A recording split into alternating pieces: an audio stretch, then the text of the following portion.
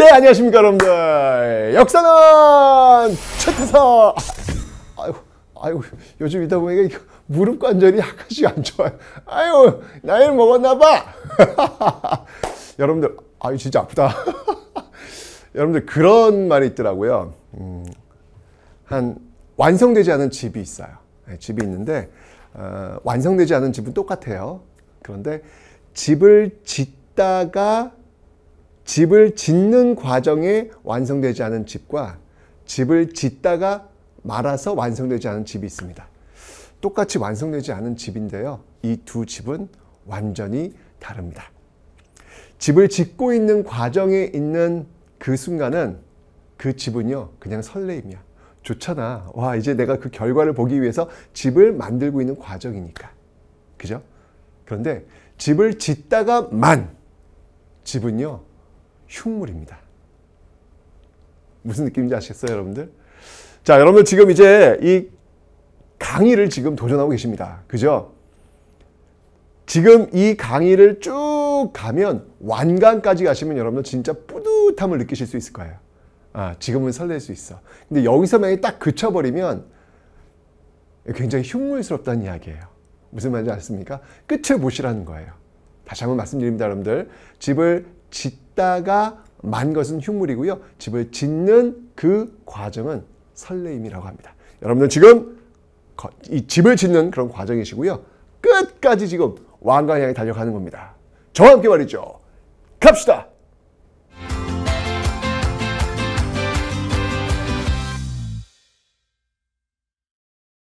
자, 이제 고려의 외교 한번 살펴볼 텐데요. 정말 고려란 나라, 고려 500년의 나라 공부하면 할수록 정말 자랑스러워요. 그러니까 참 대단하신 분들이다 라는 생각이 듭니다. 그 고려 500년 동안 정말 끊임없이 외침이 있는데 그 외침 속에서도 깃발을 꺾지 않고 고려라는 왕조를 유지했다는 사실, 이것만으로도 참 놀랍다라는 생각이 들고요. 또 한편으로는 많이 힘들었겠다. 진짜 내가 이 시기에 태어나지 않은 게 얼마나 감사한지. 여러분들 그 500년 동안 끊임없이 전쟁이었다고 생각해 보세요. 그거 얼마나 힘든 일입니까? 그죠? 그런데 또 한편으로는 그 전쟁의 시기를 겪어내셨던 그런 분들 마음은 많이 아프지만 참 대단하시다라는 어떤 그런 생각이 듭니다. 자, 그 외침의 역사. 우리 이 역사에서 정말 이렇게 외침이 많았던 시기는 유일한 시기라고 볼 수 있거든요. 그럼에도 불구하고 꿋꿋이 고려라는 깃발을 세웠던 고려. 지금부터 한번 살펴보도록 하죠. 자, 제가 지금 이렇게 지금 요 나라들을 한번 좀 설명을 좀 드렸는데요. 이게 지금 보면 요와의 그 관계 속, 이게 거란이 세운 나라예요. 이게 이제 언제였냐면 10세기, 그다음에 11세기. 그 요와 관련이 있겠습니다. 네, 그리고요 금관은요, 12세기. 이거는 이제 12세기. 그리고 원나라와는 13세기. 13세기. 그리고 이제 또 14세기에는 홍건적과 왜구. 진짜 요건 또 이제 14세기. 이제 끊임없이 정말 외침이 있었던 그런 시기다라고 볼 수가 있겠습니다. 자, 그럼 이제 하나씩 한번 살펴볼게요. 자, 먼저 10세기, 11세기입니다. 자, 이때 이제 누가 쳐들어오냐면 거란이 쳐들어옵니다. 거란이 쳐들어옵니다. 자, 어떤 내용인지 한번 살펴볼게요. 자, 먼저 이 거란이 쳐들어오는데 누가 쳐들어온다? 네, 이렇게 거란. 이 거란이 쳐들어왔던 1차 침입이에요. 1차. 이 1차 침입 때 활약했던 인물이 누구냐면 바로 이 서희라는 인물이 되겠습니다. 이때 이 서희의 파트너가 누구였냐면 이 거란의 그 파트너라고 볼 수 있는 게 바로 소손영이라는 인물인데요. 그러니까 이때 이 거란이 쳐들어와가지고 뭘 요구하냐면, 야, 너희들은 저 신라 계승한 나라 아니야? 그러니까 너희들이 좀 갖고 있는 고구려 땅 그거 내놔 라고 얘기를 하는 거예요. 고구려 땅은 우리 땅이야 이렇게 얘기하는 것이죠. 이러면서 지금 막 압박 들어오는 거예요. 그러니까 이제 이때 있었던 그 신하들이 그래 그럼 할지라 그래요. 할지론이 뭐냐면 그들이 원하는 땅을 그냥 좀 떼어주고 그냥 평화를 유지하자라는 어떤 그런 주장들이 나옵니다. 근데 이때 이 서희란 분이 벌떡 일어나서 이런 이야기를 해요. 지금 뭐 하는 거냐? 아니 어떻게 지금 외적이 쳐들어왔는데 그들과 한번 싸워보지도 않고 이야기해보지도 않고 어떻게 그들이 요구하는 땅을 그대로 내줄 수가 있단 말이냐? 만약 우리가 이렇게 결정한다면 우리 뒤의 후손들이 우리를 어떻게 평가하겠는가라는 이야기를 해요. 전 정말 이게 굉장히 감동이라는 생각이 듭니다. 왜냐하면 이 서희란 분은요, 역사가 무엇인지를 알고 계신 분이에요. 역사 앞에서 자신을 세울 수 있었던 사람. 우리가 이런 평가를 내렸을 때 역사가 어떻게 평가할 것인지 부끄러운 줄 알아야지 라고 이야기할 수 있는 사람. 여러분들 역사 앞에서 자신을 세울 수 있는 사람과 역사 앞에서 자신을 세우지 못하는 사람의 결과는요, 정말 큰 차이가 납니다. 역사를 두려워할 줄 알고 역사를 이해할 수 있는 사람과 그렇지 못한 사람의 결과는 정말 큰 차이가 납니다. 서희가 아마 그런 분이었던 것 같아요. 역사 앞에서 부끄러운 줄 알아야 된다. 우리가 이거 어떻게 평가될 건데 내가 한번 그럼 직접 가서 거라 한번 만나보겠다. 원하는 게 뭔지 한번 제대로 한번 들어보겠다. 라고 해서 소선영을 만나서 단판을 짓게 되는 겁니다. 그런데 여러분들 이 소선영과 대화를 하다 보니까 이런 게 느낀 거예요. 얘들 봐라. 얘들은 지금 우리랑 싸우려는 게 아닌데? 뭐지? 원하는 게 뭐지? 당시 이 거라는요. 지금 이 중국 송나라와 싸워야 되는데 지금 송과 고려가 친하단 말이야. 그런데 지금 전면적으로 지금 송을 쳐들어갔을 때 후방이 비잖아. 근데 만약에 송과 친한 고려가 이 거란의 후방을 치면 위험하단 말이에요. 그러니까 송과의 관계를 좀 빨리 끊어놓고 싶은 마음이 이 거란은 갖고 있었던 것이죠. 이걸 간파한 거야. 이게 본질이구나. 얘네들이 지금 우리랑 싸우려는 게 아니라 지금 우리와 송과의 관계를 끊으려는 게 본질이구나. 라고 해서 이 서희는요, 대담한 제안을 합니다.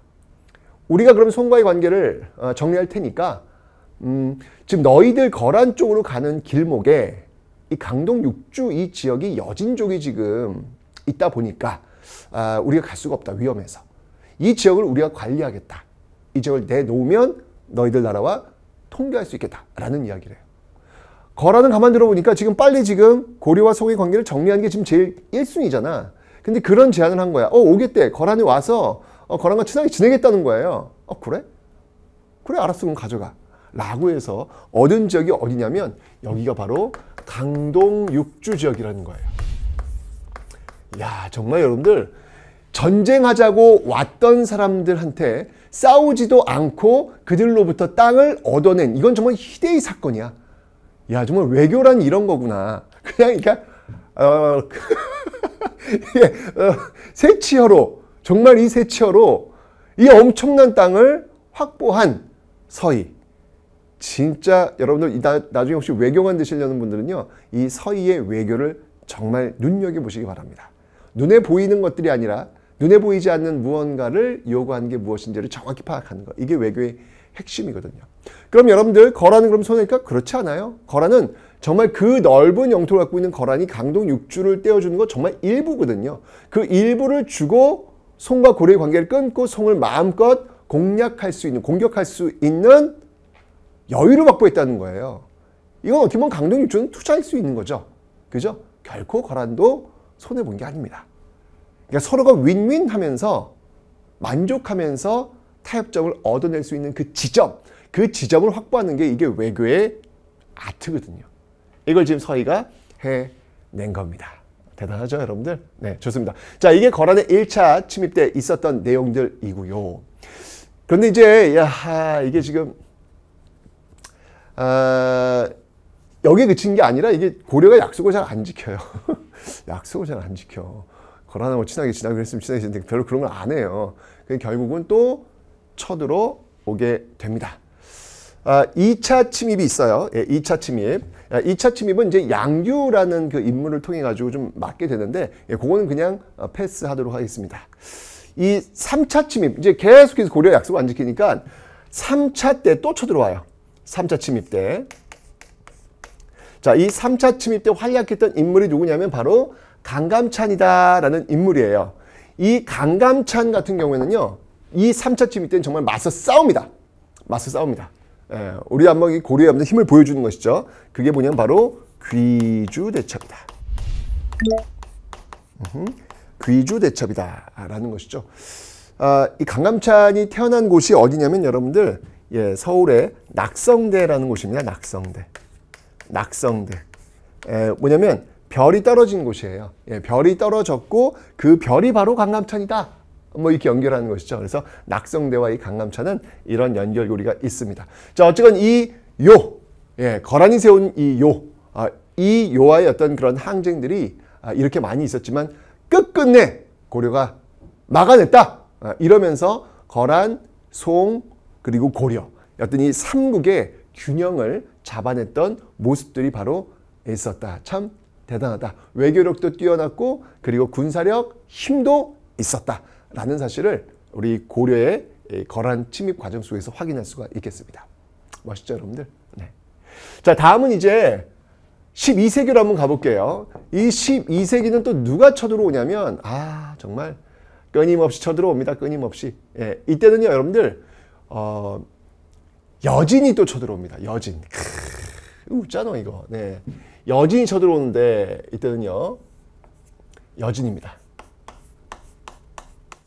여진이 쳐들어오는데 이때 이제 활약했던 인물이 누구냐면 윤관이에요. 그러니까 여진이 자꾸 아직까지 초기에는 그러니까 국경선 넘어오는 정도니까 윤관이 얘들 혼 좀 내야 되겠다. 근데 이 여진족도 역시 마찬가지로 유목민족 그 특성이 있기 때문에 말을 타고 내려온단 말이에요. 근데 우리가 지금 이 말을 타고 싸우는 어떤 기병이라고 하잖아요. 기병이 좀 약해. 그래서 윤관도 그럼 우리도 한번 그들을 이제 대적할 수 있는 기병을 만들자라고 해서 만든 특수부대가 있어요. 그게 뭐냐면 바로 별무반이라는 겁니다. 별무반.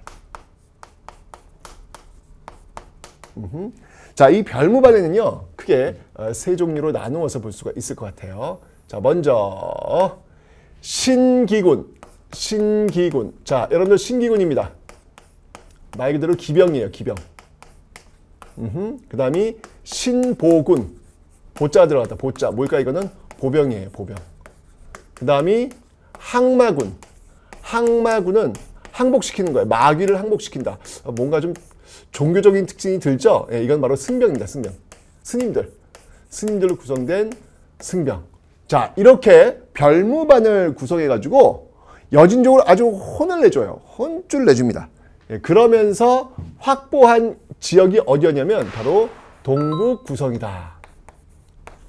동북 쪽에 있는 9개의 성을 확보합니다. 정말 대단했던 것 같아요. 예, 그래서 동북 구성을 확보하고 있다. 아까 이 거란 침입 과정 속에서는 이 서희가 강동 6주를 확보했는데 이제는 여러분들 윤관이 또 동북 구성을 확보하는 거예요. 뭐야, 막 영토를 막 넓혀 막. 이 외적인 쳐들어오고 있는데 막 영토를 넓혀. 이 사람들 대단한 분들이야 진짜. 그죠? 물론 이 동북 구성 같은 경우는 이게 영토를 넓힌다고 해서 여러분 그게 다 우리 땅이 되는 건 아니에요. 관리를 할 수 있어야 돼. 관리라고 하는 건 뭐냐면 그 지역에 인구가 있어야 되고 그 인구를 통치할 수 있는 시스템이 있어야 되는데 아직 그 정도는 아니었던 것 같아요. 결국은 이제 여진족이 돌려달라라고 해서 결국은 동북구성은 돌려는 줍니다. 네, 어쨌건 간에 이렇게 별무반을 통해 가지고 동북구성을 확보했다는 건 너무너무 중요하니까 여러분이 꼭 좀 기억을 좀 해 놓으시면 되겠습니다. 됐죠? 자, 그리고 나서 여진이 점점 강해지는 거예요. 그래서 금을 세워가지고요, 막강한 힘을 거란도 물리치고 요도 물리치고 이제 이런 모습 보이니까 이제 금나라가 이제 좀 어깨 힘이 좀 들어간 거야. 그러면서 이제 뭘 요구하냐면 사대를 요구합니다. 고려한테. 우리가 옛날에 말이야, 너희들한테 좀 당했는데 이제 아니야. 우리 힘 세. 사대를 해라. 우리 섬겨라. 이렇게 얘기하는 거예요. 근데 이때 이 지배층이 누구였냐면 바로 여러분 우리 배웠죠? 이자겸. 예, 그리고 김부식 이런 인물들이에요. 문벌귀족 사회의 어떤 그 모순점에 있었던 그런 사람들이다라고 설명드렸죠. 이런 이자겸과 김부식은 그래 평화를 유지하자 그게 맞겠다라고 하면서 이 금의 4대 요구를 수용을 하려고 하죠.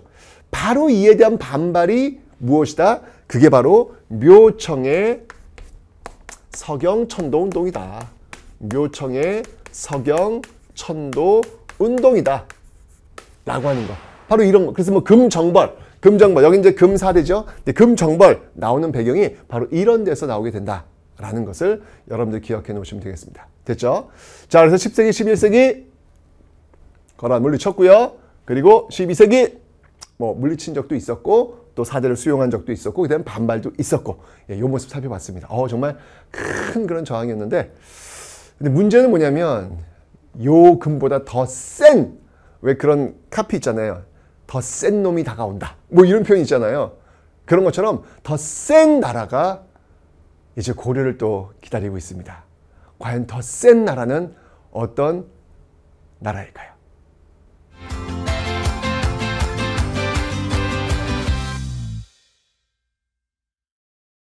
자, 더 센 나라는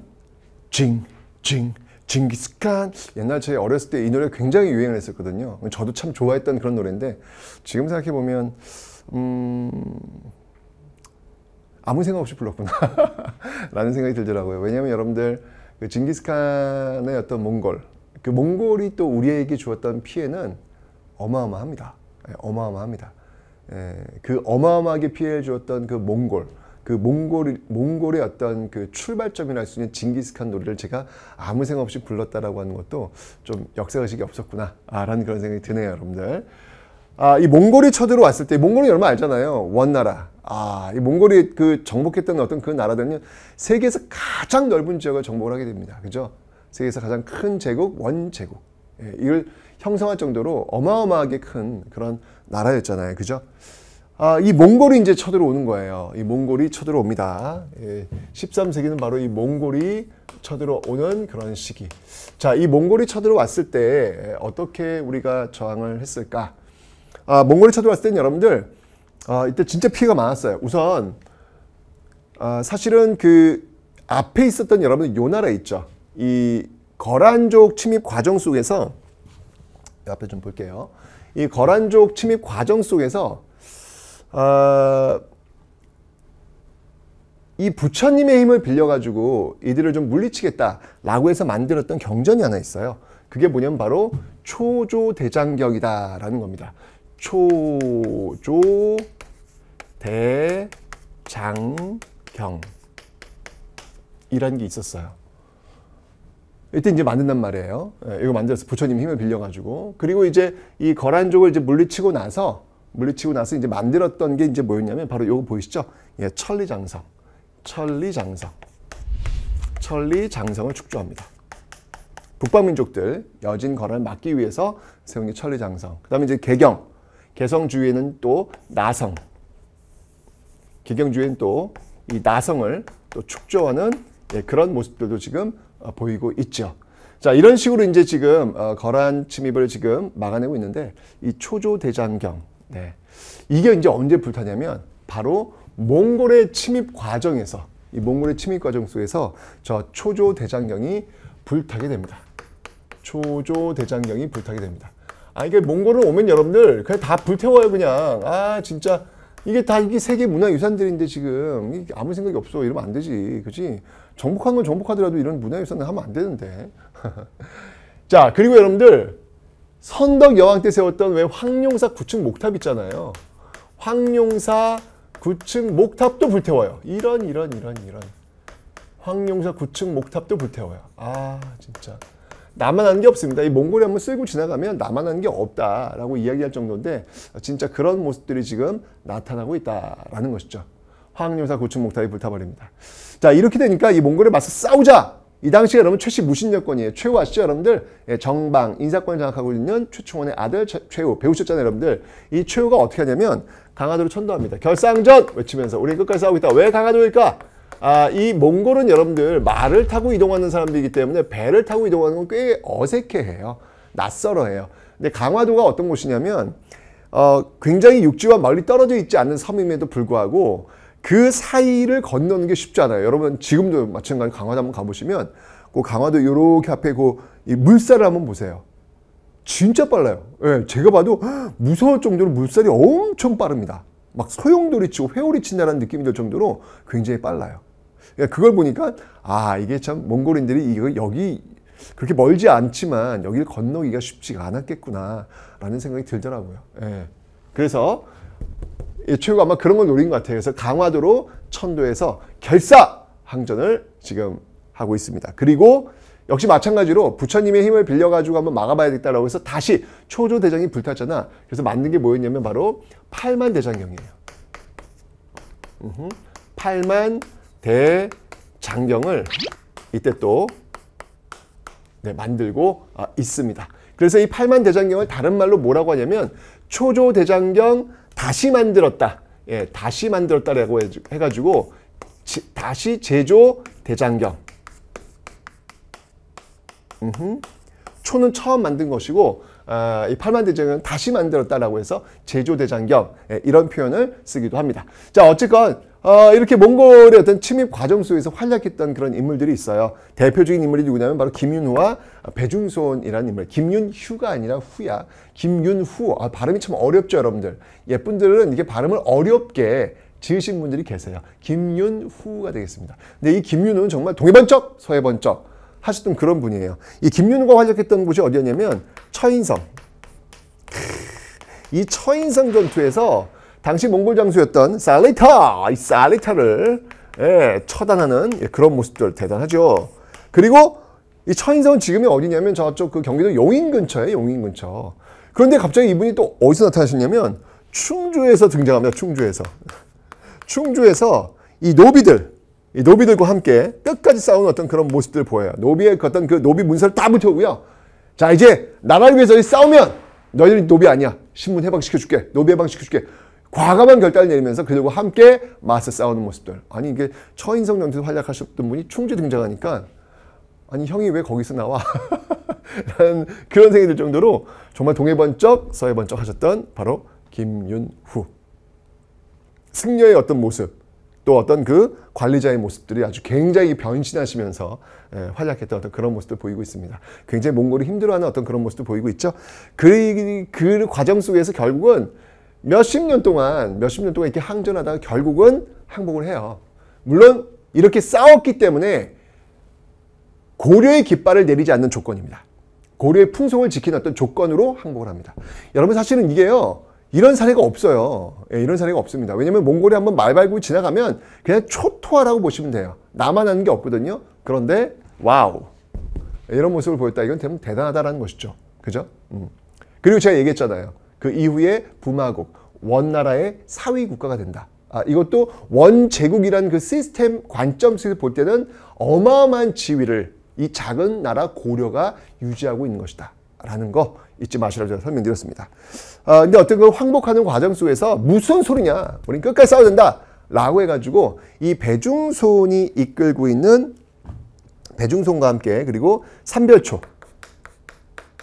네, 삼별초 항쟁을 또 여러분들이 기억하셔야 되겠죠. 이 삼별초는 여러분들 어디에서 어디로 이동하는 거냐면, 예, 바로 강화도에서, 네, 강화도에서 그 다음에 진도에서 그리고 제주도까지 이렇게 계속 이어가면서 항전을 하는, 예, 모습들이 있어요. 그래서 진도에서 이 삼별초의 어떤 흔적을 찾아보려면 여러분 용장성을 찾으시면 되고요. 그 다음에 제주도에서 그 흔적을 찾아보시려면 항파두리성,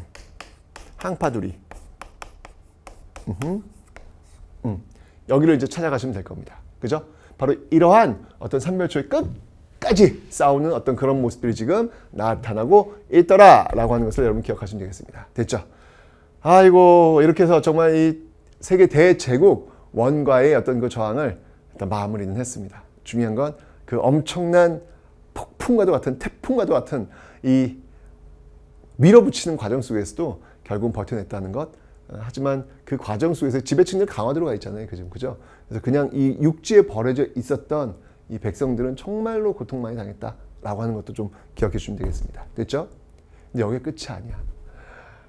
끝이 아니야. 이제 또 14세기로 넘어가면요. 이제는 홍건적과 왜구가 또 쳐들어오네. 홍건적과, 네, 왜구가 또 이제 아주 기승을 부립니다. 네. 자, 그런데 이 홍건적과 왜구를 물리치는 과정에서 슈퍼스타로 부각하는 사람들이 있어요. 그 대표적인 인물들이 바로 최영, 최무선, 이성계와 같은 그런 인물들이 되겠습니다. 이 최영 같은 경우에는 여러분들 이 왜구를 어디서 물리쳤냐면 바로 이 최영의 그 홍산대첩이라는 게 있어요. 홍산은 지금의 이제 부여 근처가 되겠습니다. 부여. 예.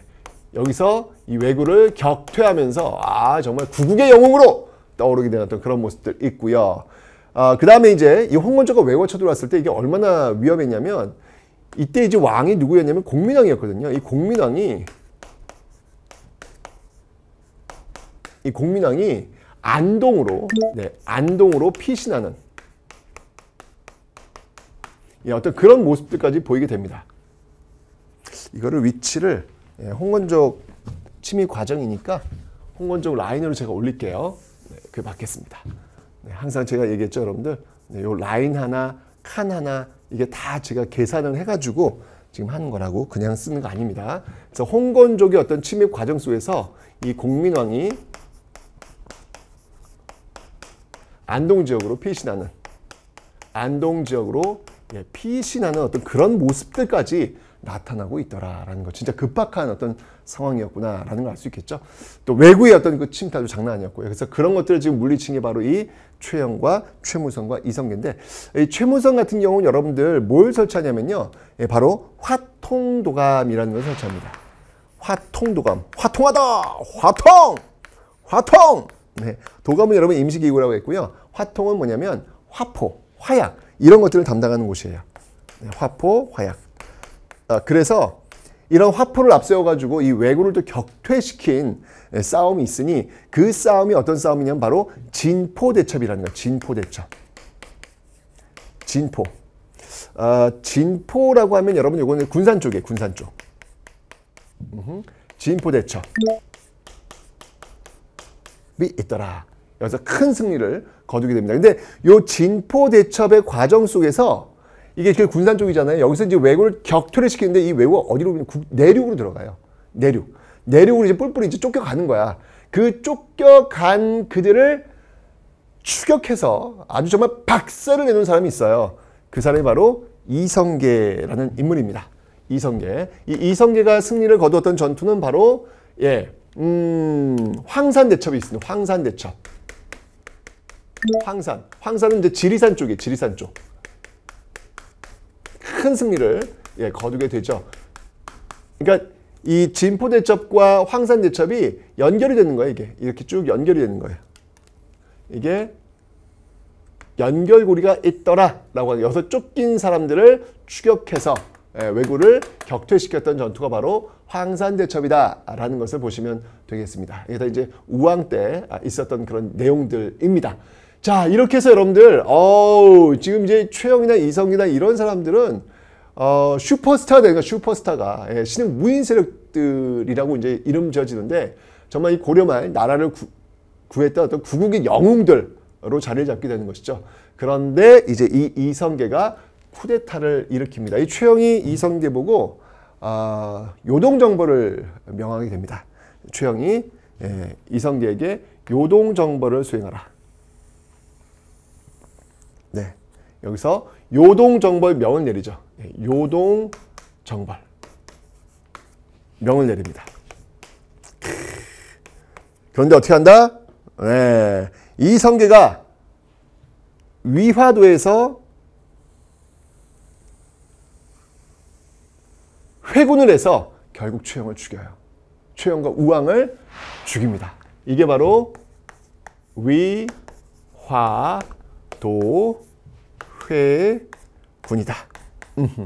이 위화도회군을 통해 가지고 결국 이 이성계가 권력을 장악하게 되고, 이 이성계와 같은 이들 이제 우리는 이제 신흥 무인 세력이라 그래요. 신흥 무인 세력들. 이 신흥 무인 세력과 그리고 신진사대부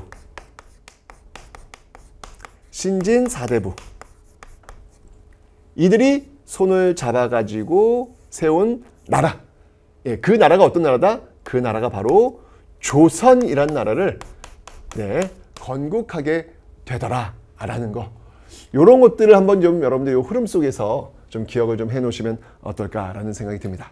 정말 진짜 어떻게 이렇게들 많은 외침이 있었을까?